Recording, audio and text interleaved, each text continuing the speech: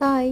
ரீசெண்டாக ஒரு கமெண்ட் பார்த்துருந்தேன். யூகேக்கு ஸ்டூடெண்ட் விசாவில் வர்றதுக்கு 15லேருந்து 20 லட்சம் கடன் வாங்கிட்டு வரலான் இருக்கோம். யூகேக்கு பார்ட் டைம் ஜாப் பண்ணி இந்த 15 lakhs அது போக மேற்கொண்டு உள்ள கடனெல்லாம் அடைச்சிடலாமா ஒரு வருஷத்துலன்னு கேட்டிருக்காங்க.